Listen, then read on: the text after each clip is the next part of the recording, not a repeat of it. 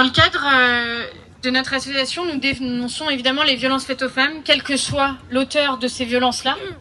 Nous avons mis en avant un certain nombre de violences dont personne ne veut parler, pour la simple raison que ces violences sont tabous.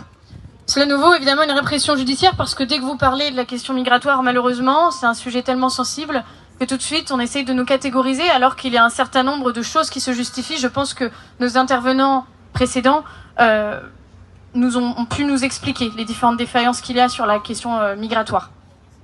Il y a quelques mois, Yona a fait une manifestation et je voudrais lui laisser la parole pour qu'elle vous explique un petit peu. Alors déjà, bonjour à tous.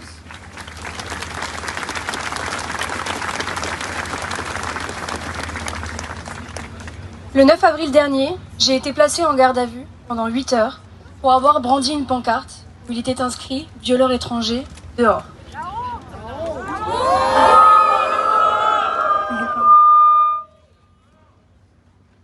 C'est profondément choquant d'être traité comme une criminelle pour avoir simplement dénoncé une réalité tragique qui coûte des vies, celle de Philippine étant l'une des plus récentes. Philippine n'a pas été protégée, comme le disait Mathilda il y a quelques instants. Elle est devenue une victime parmi tant d'autres dans un système qui échoue à garantir notre sécurité.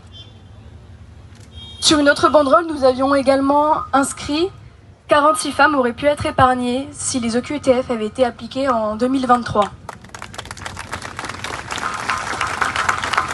Comment peut-on être poursuivi pour avoir voulu alerter sur ces dangers ? Pourquoi le système judiciaire s'acharne-t-il sur celles qui osent s'exprimer au lieu de se concentrer sur la protection des femmes ? Ce n'est pas normal. Philippine, comme tant d'autres victimes, doit être entendue. Sa mémoire mérite d'être honorée. Pardon.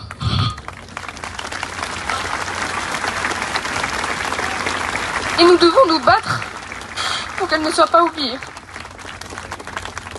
Chaque fois qu'une vie comme la sienne est tragiquement interrompue, nous avons la responsabilité de faire résonner son nom et son histoire. Nous, chez Némésis, refusons de rester silencieuses. Il est inacceptable de laisser notre voix être étouffée pendant que les véritables responsables continuent d'agir impunément. Nous devons faire en sorte que les cris de désespoir et les appels à l'aide soient entendus. Philippine ne doit pas être une simple statistique. Son héritage doit nous pousser à agir pour protéger d'autres vies. Merci.